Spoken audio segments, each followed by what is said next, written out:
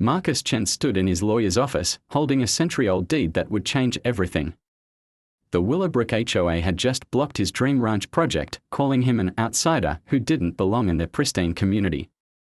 But as Marcus traced his finger over the faded ink, a cold smile spread across his face. They had no idea that every power line, every transformer, every utility pole keeping their million-dollar homes running sat on land that had belonged to his family for generations, land he'd never sold. In 24 hours, Willowbrook's perfect little world would go dark, and they'd finally the late afternoon sun cast long shadows across the rolling hills of Willowbrook as Marcus Chen's Tesla wound through the tree-lined streets. Each turn revealed another architectural marvel, sprawling estates with manicured lawns, infinity pools gleaming like jewels, and driveways that could house a small car dealership. This was old money territory, where silence was golden and newcomers were about as welcome as a tornado. Marcus pulled into the circular driveway of 847 Maplewood Lane, his new home. Well, almost new. The closing had been 6 months ago, but between his tech consulting business and the endless renovation permits, he'd barely had time to move in properly. The house was beautiful, a modern masterpiece of glass and steel that had cost him $3 million, but it wasn't what he'd really bought. He'd bought the dream. The dream of turning the 40-acre plot behind his house into something extraordinary. A working ranch where kids from the city could come learn about sustainable farming, where his elderly parents could finally retire in peace, where his community in San Francisco's Chinatown could have a retreat from the urban chaos. It was ambitious, expensive, and completely legal. He'd checked every zoning law, every permit requirement, every environmental regulation. The land was his, bought and paid for. Marcus grabbed his laptop bag and headed for the front door, already mentally rehearsing his presentation for tonight's HOA meeting. He'd put together a comprehensive proposal complete with architectural renderings, environmental impact studies, and testimonials from similar projects. The Willowbrook Homeowners Association would see that his ranch would be an asset to the community, not a threat. The house felt cavernous as he entered, his footsteps echoing off the polished concrete floors. Floor-to-ceiling windows offered a perfect view of the land that would become his ranch, gently rolling hills dotted with oak trees, a small creek running through the middle, and mountains rising in the distance. It was paradise, and soon it would be productive paradise. His phone buzzed with a text from his sister Jenny. "Dad's asking about the ranch again. When can we bring him to see it?" Marcus smiled as he typed back, "Soon. Very soon."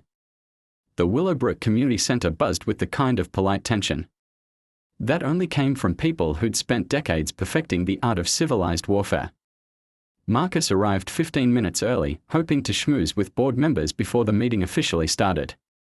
Instead, he found himself surrounded by a wall of suspicious glances and barely concealed hostility. "You must be our new neighbor," said a woman with platinum hair and diamonds that could fund a small country. She extended a manicured hand. "Beverly Hartwell, HOA president. I do hope you're settling in well." "Very well, thank you," Marcus replied, shaking her hand. "I'm looking forward to sharing my plans for the ranch tonight." Beverly's smile could have frozen champagne. "Oh yes, the ranch. How quaint." Before Marcus could respond, a tall man in a navy blazer approached. He had the kind of authoritative presence that came from a lifetime of being listened to, whether people wanted to or not. "Richard Pemberton," he said, offering a firm handshake. "I represent several property owners in the area. We've heard about your proposal." "I hope you've heard good things," Marcus said, trying to keep his tone light. "We've heard interesting things," Richard replied. "Tell me, Mr. Chen, have you considered the impact your project might have on property values in the neighborhood?" Marcus had considered it. His research showed that well-planned agricultural operations actually increased property values by preserving open space and creating scenic views. But something in Richard's tone suggested this wasn't really about property values. "I believe the ranch will enhance the community," Marcus said carefully. "The environmental benefits alone." "Environmental benefits?" interrupted a woman with short gray hair and the bearing of a retired general. "You mean the noise? The traffic? The clientele?"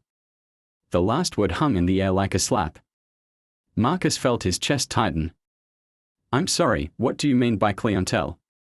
Well, the woman continued, apparently oblivious to the offensive implications of her words, these educational programs you're planning. What sort of children will be coming here? From what neighborhoods?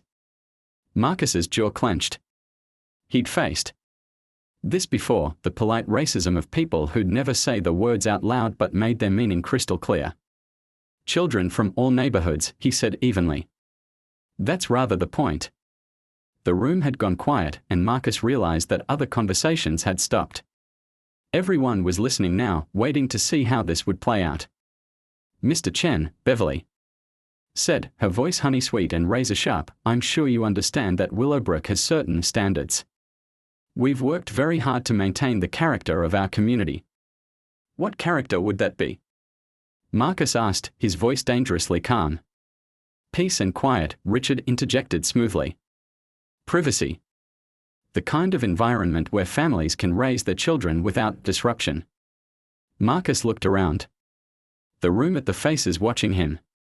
Some seemed uncomfortable with the direction of the conversation, but no one was speaking up. He was alone here, outnumbered and outgunned by people who'd been playing these games since before he was born. Let's table this discussion for the formal meeting, Beverly said with false brightness.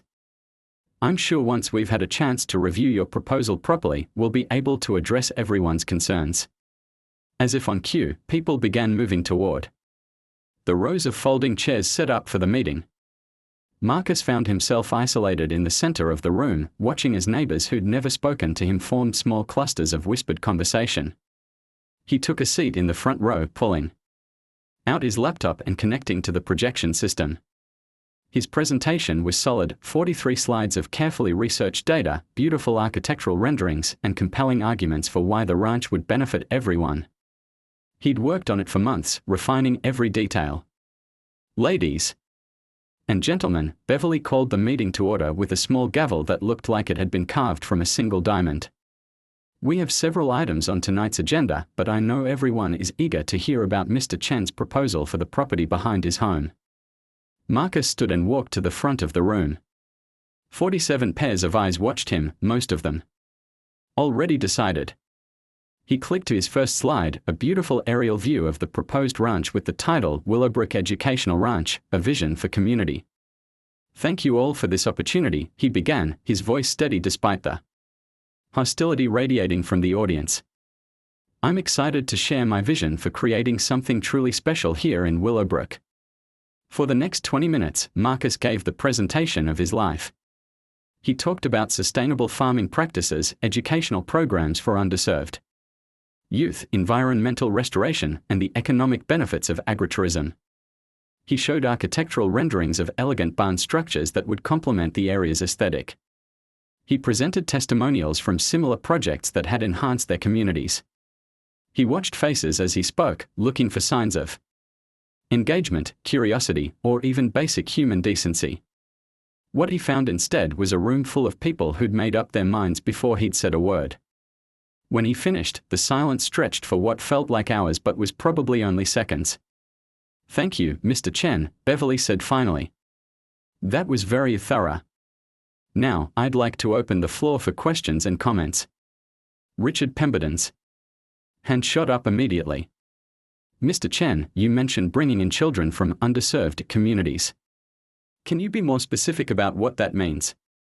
Marcus felt the trap closing around him.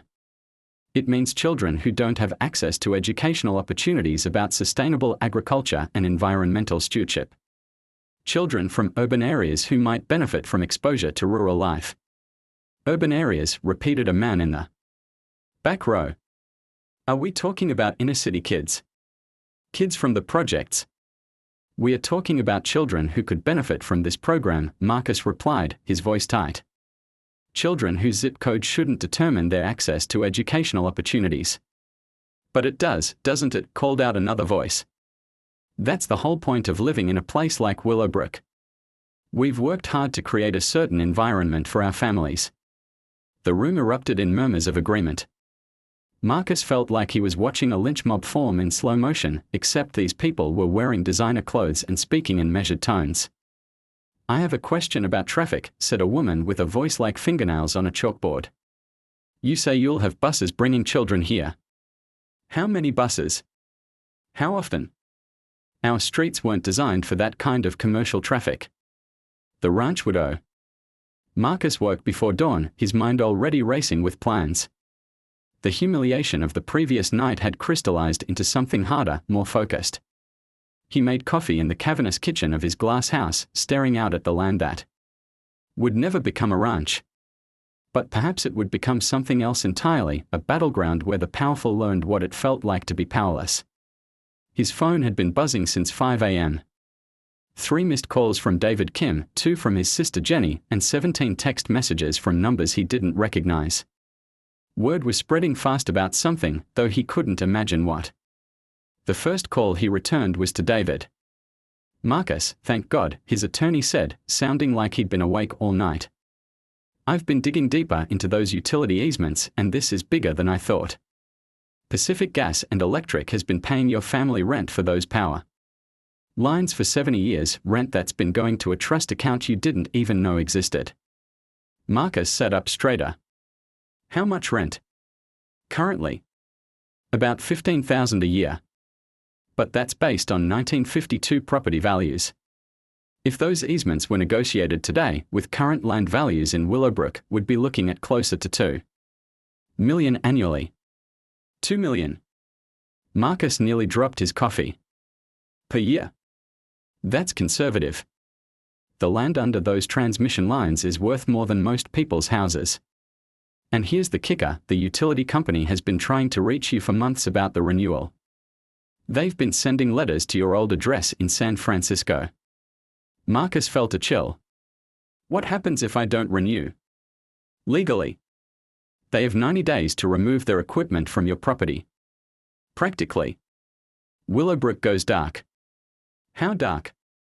Complete blackout. No electricity, no internet, no cable TV. Even the cell towers in the area depend on power from those lines. We are talking about a complete communications and power shutdown. For the entire community. Marcus stood and walked to the window, looking out at the utility poles marching across his land like soldiers in formation. Each one represented power, literal power over the people who'd dismissed him so casually. David, I need you to draft a letter to PG&E, tell them I'm declining to renew the easements unless they agree to new terms. What terms? Marcus smiled. Grimly. I'll let you know. But first, I want to make sure Willowbrook understands their situation. By noon, Marcus had a plan. He drove to the Willowbrook Community Center, where a small crowd had gathered around a bulletin board. Someone had posted a notice about a utility maintenance issue that might cause temporary service interruptions. Excuse me, Marcus said to a woman reading the notice. Is everything okay? She turned, and he recognized her from the night before, the one who'd questioned his clientele. Oh, it's you, she said, her voice cooling several degrees. I suppose you're here to gloat about your little tantrum last night. I'm sorry. Don't play innocent. Everyone knows you called the power company to complain about the HOA decision. Very mature. Marcus kept his expression neutral. I'm not sure what you mean. The utility company sent notices to everyone this morning about easement renegotiation. They are saying our power might be affected. It's obviously some kind of retaliation for your ranch being rejected. Before Marcus could respond, Beverly Hartwell's voice cut through the air like a blade. Mr. Chen. How convenient to find you here. Marcus turned to find the HOA president approaching with Richard Pemberton and 2 other board members in tow. They looked like a well-dressed firing squad. Mrs. Hartwell, Marcus said politely. I was just hearing about some utility issues. Issues that seem to have arisen remarkably quickly after our meeting last night, Richard said, his voice laden with accusation. Care to explain the coincidence?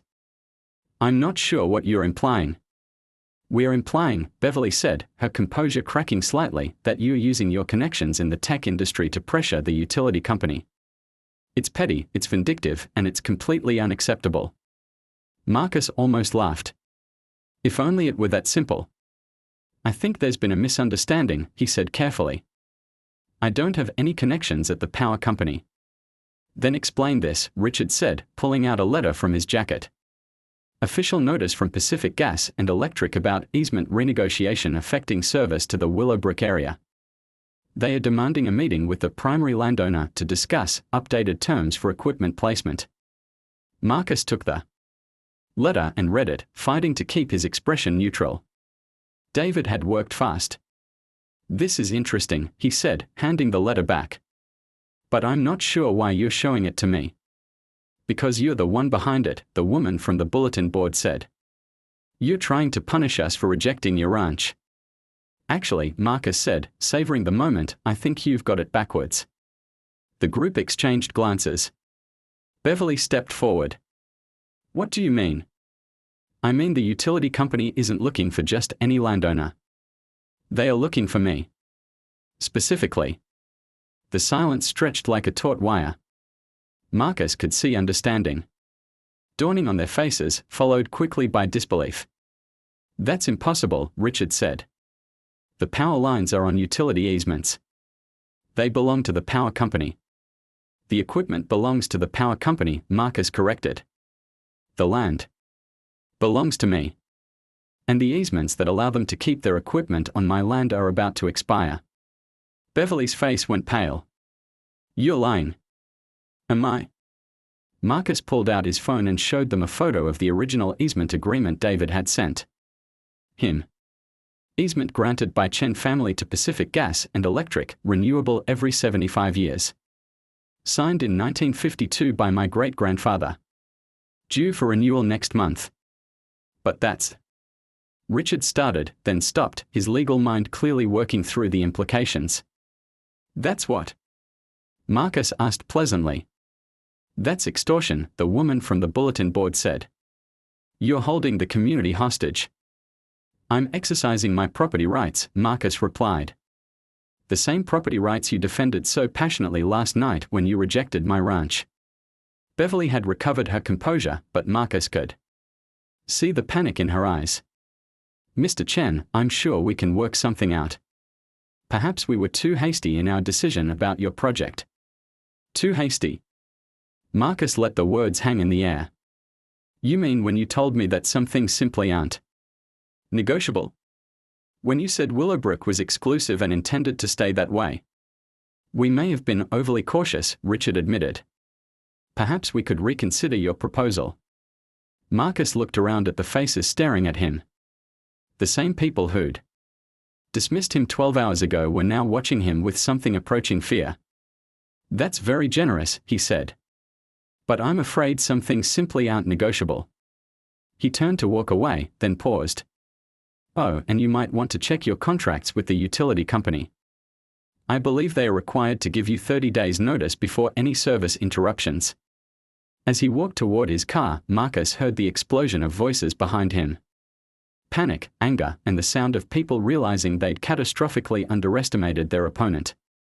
By evening, Marcus's phone was ringing every few minutes. Beverly, Richard, other board members, neighbors he'd never met, everyone suddenly wanted to talk. He let them all go to voicemail.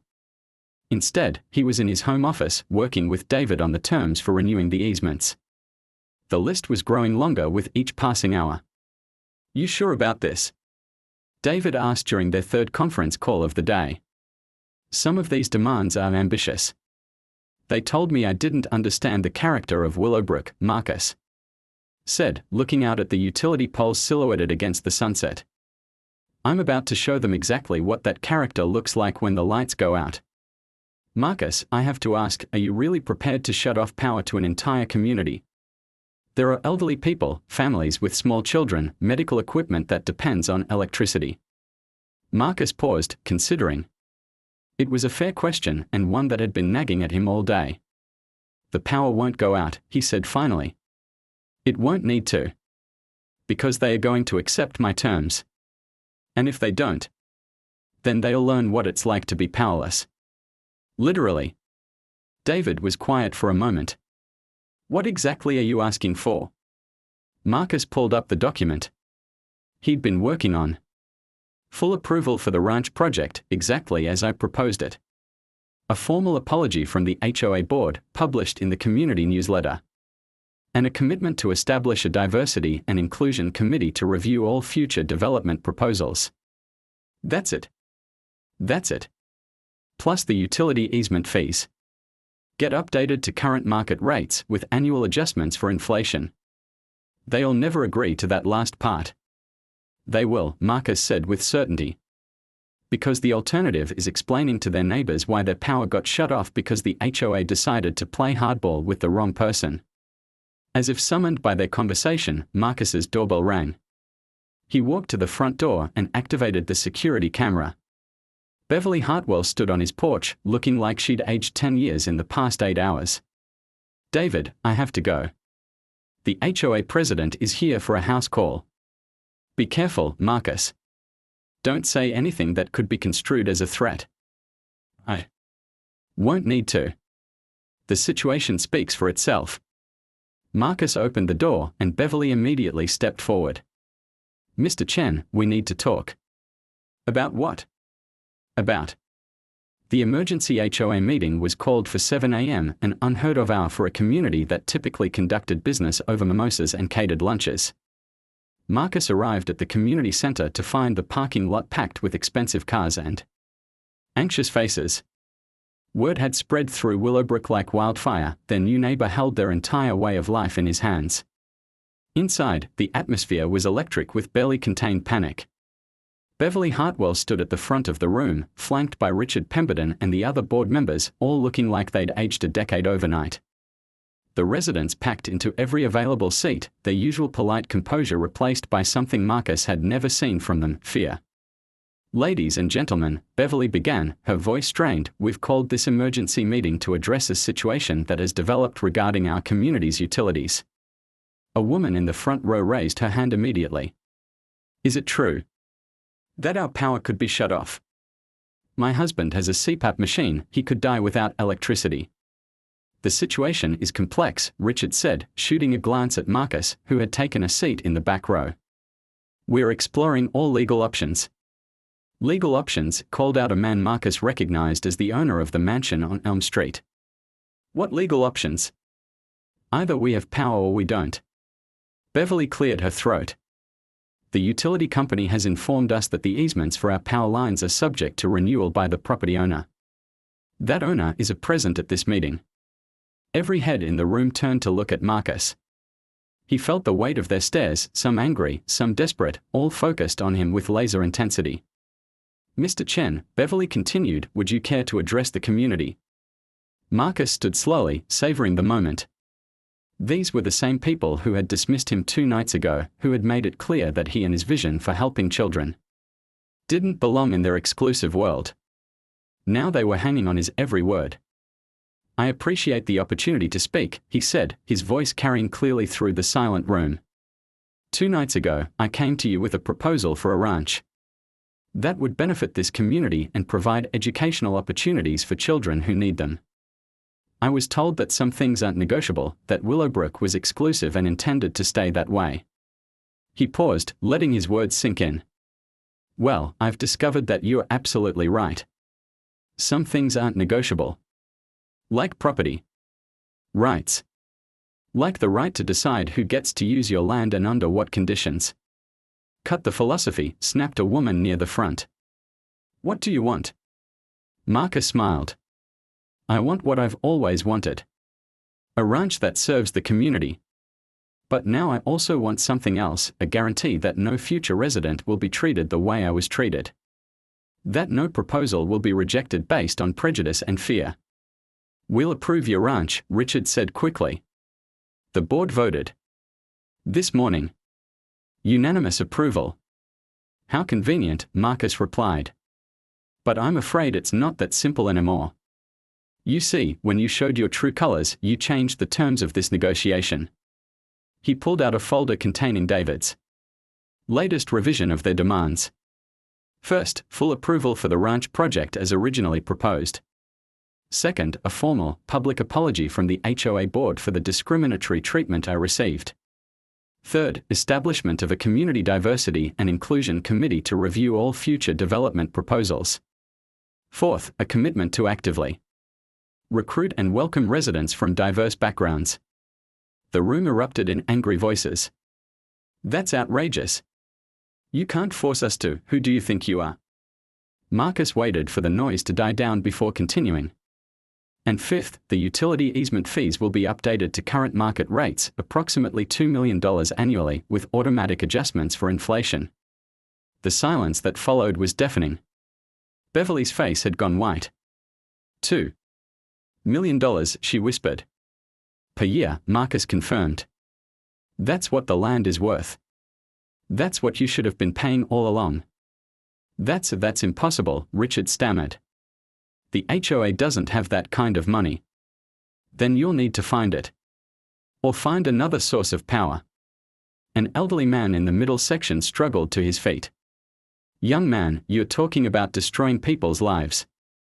I've lived in this community for 40 years. My wife is bedridden, dependent on an oxygen machine. Are you really going to cut off power to a sick woman because of some political grudge? Marcus felt a stab of guilt, but he pushed it down. Sir, I'm not the one who created this situation. Your HOA board did when they decided to reject my proposal based on prejudice rather than merit. I'm simply exercising the same property rights they claim to be protecting. But people could die, the man pressed. Is your revenge worth that? This isn't revenge, Marcus said firmly. This is justice. And if you're concerned about people getting hurt, maybe you should be talking to your board members about why they prioritize their bigotry over your safety. Beverly stood, her hands shaking. Mr. Chen, please. Let's be reasonable. We can work something out. I am being reasonable. I've offered you a clear path forward. Meet my terms and the power stays on. It's that simple. Your terms are impossible. Richard said.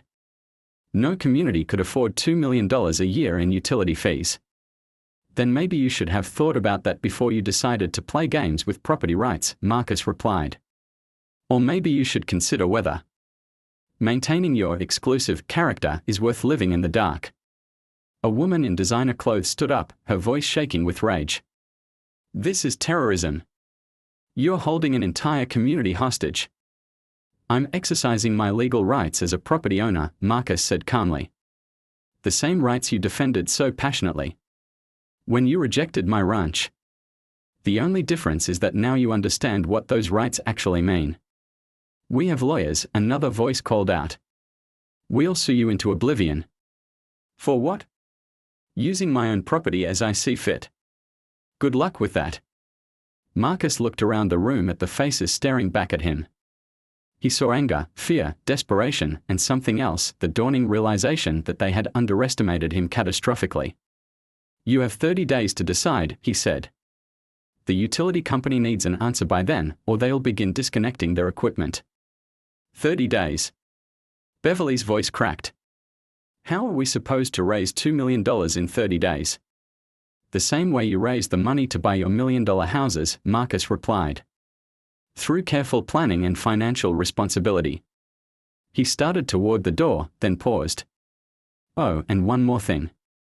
While you're considering your options, I suggest you think about what your property values will look like after word gets out that Willowbrook is the community that loses its power. Rather than treat its residents with basic human dignity. Marcus drove home through streets that felt different now, still beautiful, still pristine, but charged with an undercurrent of panic he'd never noticed before. His phone was buzzing constantly, but he ignored it.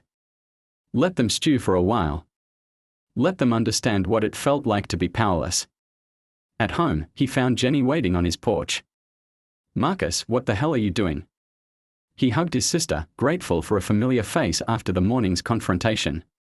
Jenny, how's Dad? He's fine, they are releasing him this afternoon. But Marcus, I've been getting calls all morning. People saying you're trying to shut off power to an entire neighborhood. Tell me that's not true. Marcus opened the front door and led her inside. It's complicated. No, it's not. Either you're threatening to cut off people's electricity or you're not. I'm not threatening anything. I'm simply declining to renew easements on my property unless certain conditions are met. Jenny stared at him. What conditions? Marcus explained the situation, watching his sister's expression shift from concern to disbelief to something approaching horror. Marcus, you can't do this. There are innocent people who could get hurt. The same innocent people who sat in that room 2 nights ago and made it clear that children like the ones I wanted to help don't belong in their community. Not all of them. Some of those people probably had no idea what was happening at that meeting. Marcus felt his certainty waver slightly. Jenny was right, not everyone in Willowbrook had been at the HOA meeting. Many residents probably had no idea why their power was suddenly in jeopardy. They elected that board, he said, but his voice lacked conviction. Marcus, listen to yourself. You're talking about collective punishment. That's not justice, that's revenge. Maybe they deserve it. Maybe they do. But what about the people who don't? What about the elderly residents who depend on medical equipment? What about the children who live there? Marcus walked to the window, looking out at the power lines that had become the center of his life. What was I supposed to do, Jenny? Just accept their decision? Let them humiliate me and move on? No, but this isn't the answer. This is She searched for words. This is becoming the thing you hate about them. What do you mean? You're using your power to punish people who can't fight back. How? Is that different from what they did to you? Marcus felt something cold settle in his stomach. It's completely different. I'm fighting for something positive. They were just protecting their prejudices. Are you? Or are you just trying to make them hurt the way they hurt you? The question hung in the air between them. Marcus wanted to. Marcus barely slept. Every time he closed his eyes, he saw his father's disappointed face when he learned the ranch had been rejected, or Beverly Hartwell's cold smile, or Margaret Walsh's kind message offering support. By 4 a.m., he gave up and made coffee, standing in his kitchen as dawn broke over Willowbrook. His phone showed 47 missed calls and over 100 text messages. The community was in full panic mode. At 6 a.m., his doorbell rang. Through the security camera, he saw a group of people on his porch, not the HOA board, but regular residents. An elderly couple, a woman with 2 young children, a man who looked like he'd been up all night. Margaret Walsh stood at the front, holding a small bouquet of flowers. Marcus opened the door. Mr. Chen, Margaret said, I'm Margaret Walsh. We texted yesterday. These are some of my neighbors who wanted to meet you. The elderly man stepped forward. I'm Frank Morrison. I live on Oak Street. I wasn't at that HOA meeting, I was in the hospital having heart surgery. My wife told me what happened and I wanted to apologize. You don't need to apologize for something you didn't do, Marcus said. But I do, Frank replied. Because I've lived in this community for 30 years and I never spoke up when I should have. I never challenged the board when they made decisions I disagreed with. I let people like Beverly Hartwell speak for me, and that was wrong. The woman with children spoke next. I'm Sarah Kim. These are my daughters, Emma and Lucy. The 2 girls, maybe 8 and 10 years old, waved shyly. I wanted them to meet you because I think your ranch sounds wonderful. They love animals and they'd love to learn about farming. Marcus felt his resolve wavering. These weren't the cold, dismissive faces from the HOA meeting. These were real people, neighbors who actually cared about community and education. We heard about the utility situation, Margaret said gently. And we understand why you're angry. What the board did was wrong. But there are a lot of people in Willowbrook who would support your ranch project if they knew about it. How many people? Marcus asked. We started a petition yesterday, Sarah said, pulling out her phone. We've got 312 signatures so far, and we are still collecting. People want to support you, Mr. Chen. They just need a chance. Marcus stared at the phone screen, scrolling through names and comments. This looks amazing, my kids would love this program, finally something positive for our community, we need more diversity and inclusion here. The problem, Frank said, is that most of us didn't know about your proposal until yesterday. The HOA doesn't exactly publicize these meetings. Why not? Marcus asked. Margaret and Frank exchanged glances. Because they prefer to keep decision-making to a small group, Margaret said diplomatically. It's easier to maintain control that way. Marcus felt a new kind of anger rising, not the hot rage of being rejected, but the cold fury of realizing how the system really worked. The HOA board didn't just dismiss his proposal, they made sure most residents never heard about it. Mr. Chen, Sarah said, we know you have leverage over the power situation. And honestly, part of us thinks the board deserves whatever consequences they face. But there are a lot of innocent people who could get hurt. We are not asking you to give up your fight, Frank added. We are asking you to consider another way to win it. Before Marcus could respond, his phone rang. David Kim's name appeared on the screen. Excuse me for a moment, Marcus said, stepping aside to take the call. Marcus, we have a development. The utility company just called. They've been contacted by the governor's office. Marcus's heart sank. The governor? Apparently, someone leaked the story to the media.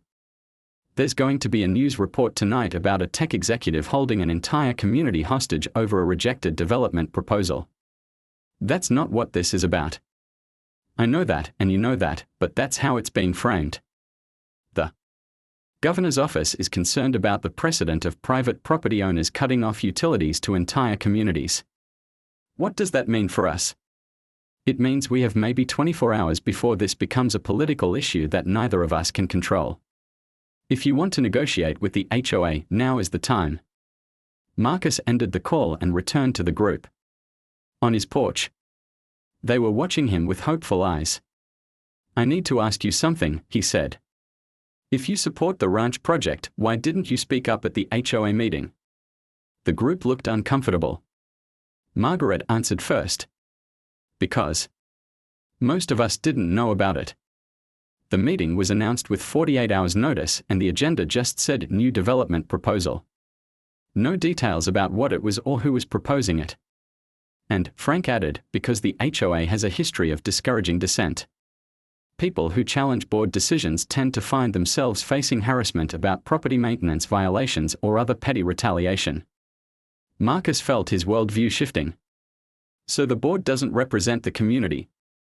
They represent themselves, Sarah said bluntly. They've been in power for years and they've made it clear that they prefer a certain type of resident. People who won't rock the boat.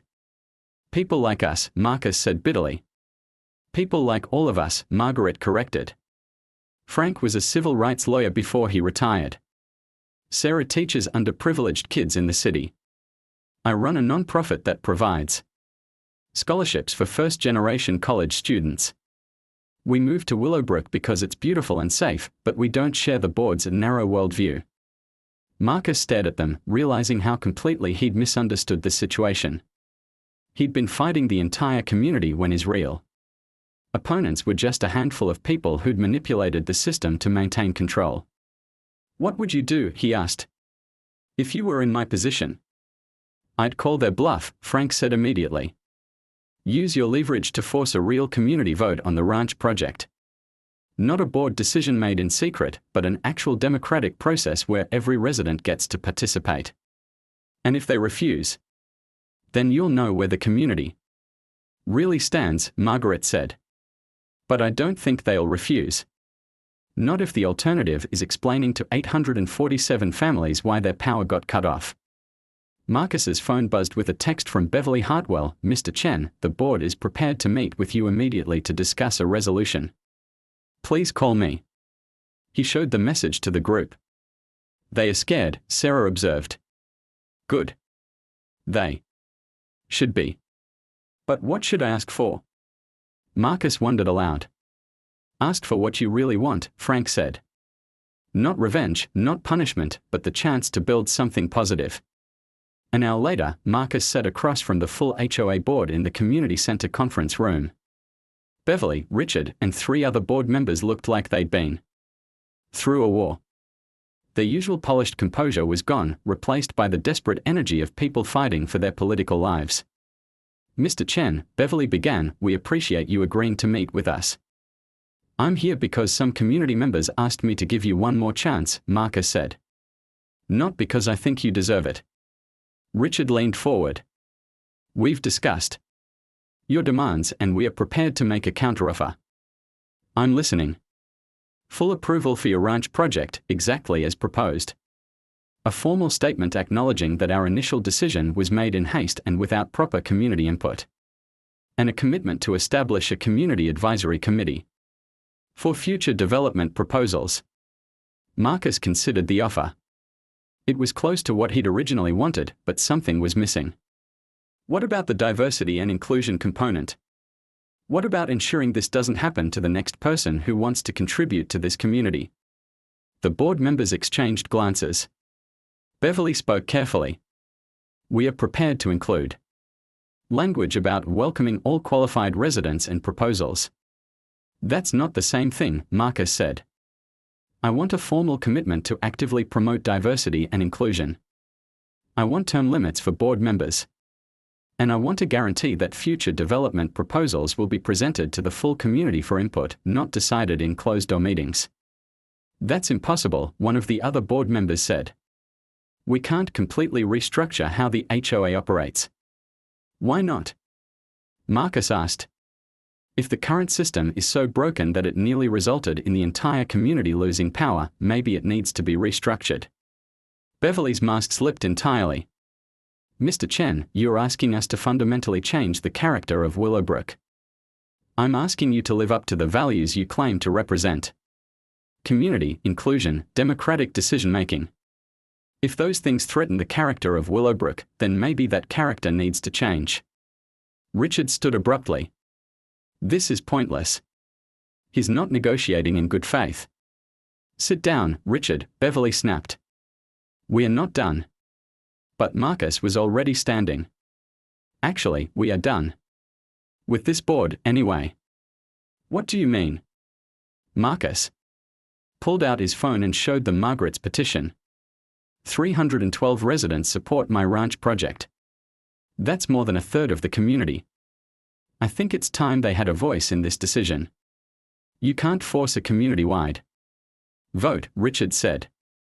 The HOA bylaws are clear. The HOA bylaws say that any proposal affecting community character can be put to a general vote if requested by 20% of residents, Marcus replied. I've done my homework, Richard. Margaret's petition has enough signatures to trigger that vote. Beverly's face went white. You can't be serious. 2 weeks later, the Willowbrook Community Center had been transformed into something resembling a town hall meeting from another era. Every seat was filled, with people standing along the walls and spilling out into the parking lot where speakers had been set up. Marcus had never seen anything like it, 847 households, and it seemed like every single one had sent a representative. The local news crew Beverly had tried to keep out was now filming everything with permission from the newly formed Community Oversight Committee. What had started as a potential scandal about a tech executive threatening to cut power had evolved into a story about grassroots democracy challenging entrenched authority. Marcus sat in the front row with Jenny and his father, who had insisted on attending despite his recent hospital stay. David Kim sat beside them, a thick folder of legal documents in his lap, the new easement agreements that would either be signed tomorrow or filed away forever. You nervous? Jenny whispered. Marcus nodded. Terrified. What if they vote no? Then you'll have your answer, his father said softly. And we'll find another way to help those children. At the front of the room, Margaret Walsh took the podium. The Community Oversight Committee had insisted on a neutral moderator, and Margaret's credentials as a former city council member made her the obvious choice. Ladies and gentlemen, Margaret began, we are here tonight for something unprecedented in Willowbrook's history, a community-wide vote on a development proposal. But this isn't just about one project. It's about how we make decisions, who gets a voice, and what kind of community we want to be.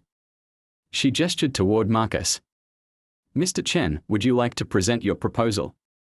Marcus stood and walked to the podium, looking out at faces that ran the spectrum from supportive to skeptical to openly hostile.